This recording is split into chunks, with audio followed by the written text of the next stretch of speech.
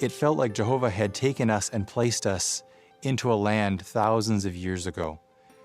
When we got to these various locations, we literally would jump out of the vehicles and run across the landscape in excitement for how we could potentially use them.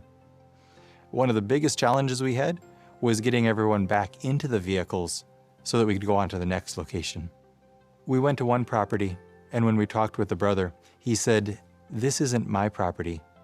This belongs to Jehovah. I'm holding on to it. I'm not sure why, hoping that perhaps Jehovah can use it in some way." We're watching an update in the 2021 annual meeting on progress with the Bible drama The Good News According to Jesus. Apparently we need another update.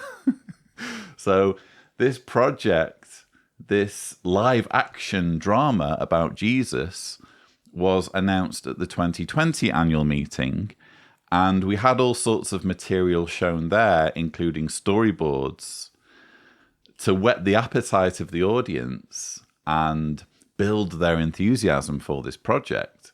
And apparently we need to do this all over again in the 2021 annual meeting with a rather long update from the Australasia branch where the filming is going to take place. So they are filming this Bible drama about Jesus in Australia. And in this particular clip, they have been getting very excited about location scouting. I'm sorry, I just don't see how this is anything unique. I think you can make a film about more or less anything and encounter challenges that you need to overcome and get excited about the filmmaking process, including getting excited when you find a good location for filming. That's just a typical response as part of this creative process. It doesn't say anything about the material, and it certainly doesn't say anything about the validity of the religion that's producing this propaganda material. And then you have this anecdote about this property that's being held for Jehovah. We went to one property, and when we talked with the brother, he said, "This isn't my property. This belongs to Jehovah. I'm holding on to it. I'm not sure why, hoping that perhaps Jehovah can use it in some way." I'm holding on to it. I'm not sure why. Could it be the reason why anyone holds on to their property? Could it be the reason why you're holding on to your real estate is because it's yours, because your name is on the lease, and because it's property, it's worth something, so you're not just going to abandon it so that someone else can have it? That's just one of the most ridiculous anecdotes I think I've ever heard. Oh, I own something, and I'm not really sure why I've held on to this thing that's really, really valuable that I own. I must have been holding on to it for Jehovah. Oh, come on. Don't be so silly. Don't insult our intelligence. That's what's happening at this point. Millions of Jehovah's Witnesses are having their intelligence insulted with this stupid story about a guy who obviously was holding on to his property because it's his. And then when it's convenient, when the people from Watchtower roll up on his property looking for locations, he comes out with this cute story. Oh, this is Jehovah's property. It's not my property, even though my name's on the lease. And even though I'm not giving it to you, I'm just letting you film here. And once you've left, it will still be my name on the lease and it will still be my property. I mean, it doesn't say anything in this segment about this guy literally deeding his property to Watchtower Australia. He's just letting them film there, as far as we know. So once the circus rolls out of town and all the filming is done, what does he say then? What's his cute story then? Oh, I'm still holding on to this for Jehovah. Maybe Jehovah's going to need it again in the future. So that's why I'm holding on to it. It's not like this guy, as a landowner, is realistically going to wander into his local town and say, "Hi, does anyone want a property? I've got this rather large plot of land, and if anyone wants it, if anyone wants to take over, fair income, I don't care. Is this the story that Stephen Lett comes out with? Because I mentioned earlier in this rebuttal about how he went 50-50 with his brother, Tim Lett, on a waterfront property that cost $500,000. So Stephen Lett has apparently got a spare $250K to just use on an investment property. Maybe that's his reasoning. Maybe he's like, I'm just holding on to this for Jehovah. Would you like to see how the design and construction aspects of the work are progressing, including the historical sets? Well, one of the biggest challenges we've had in the design construction world is to get the mentality that we're designing and building something that needs to look 2,000 years old. Back a few years ago, there were various branches that were put forward as possibilities, as options. And in the end, the Australasia branch was chosen. At the time, in the design construction world, we thought, well, that was an interesting choice. But during 2020, during the pandemic, we found out in retrospect it was one of the only places on Earth where this project could be completed now. Because of the low incidence of COVID in the country, we were able to use outside contractors to come into the project to do part of the site works for us. So it's been a blessing to have the project take place at this location. It's been amazing to see how, with the variety of backgrounds, despite this, they've been able to achieve quite amazing things. Just their willing spirit, prepared to take on board the instruction, and we can see Jehovah's blessing behind it. In the temple area in the backlot, there's a little over 4,000 square metres of concrete that has been made to look like stone. Well, one of the contractors that quoted on the job was actually a brother. And that particular brother said, well, you know what, I can volunteer to do this, and there's enough brothers around that we can bring together, and we would be more than happy to be able to do it on a volunteer basis. So an isolated area was set up where these brothers could test and sample and produce the concrete that was needed for the floor finish of the temple. So over 27 days of straight pours, we had approximately 30 brothers and sisters each day come in and work tirelessly to be able to accomplish this temple floor for us. For me, what's most interesting about this update is not what's being said, but what isn't being said. For example, you have Zenny at Worldwide Design Construction saying, And in the end, the Australasia branch was chosen. At the time, in the design construction world, we thought, well, that was an interesting choice. That's code for, we thought that was a shit choice.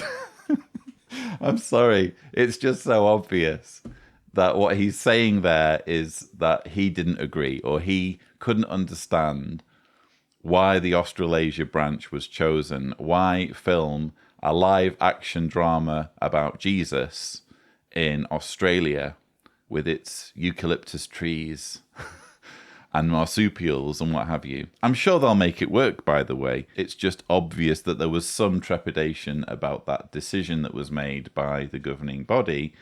But the decision was made, and they're now pointing to the fact that Australia ended up having a low incidence of COVID, at least during this planning phase, as being fortuitous, as being Jehovah's hand.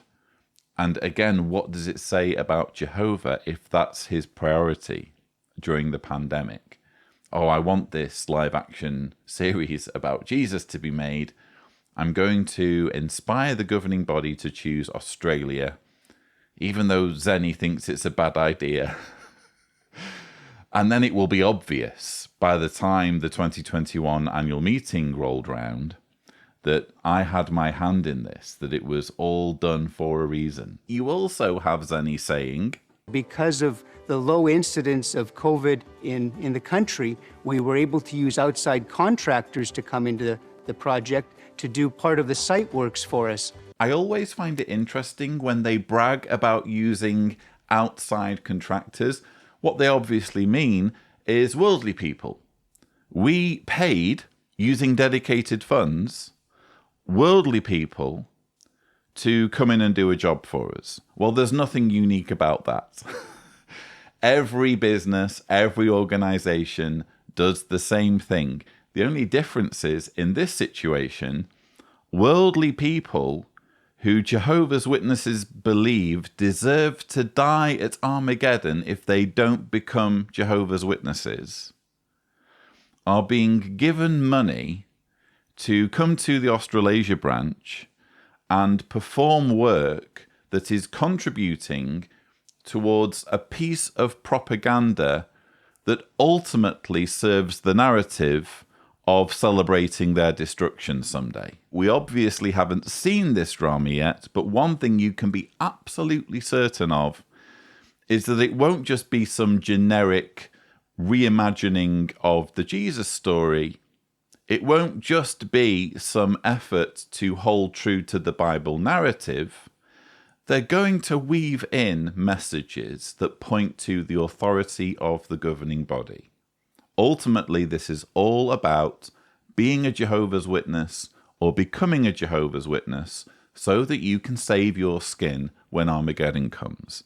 And they are here bragging about bringing in contractors, paying worldly people who are condemned if they don't become Jehovah's Witnesses, paying them to assist in the production of spiritual food. But at least apparently there was one contractor they didn't need to pay.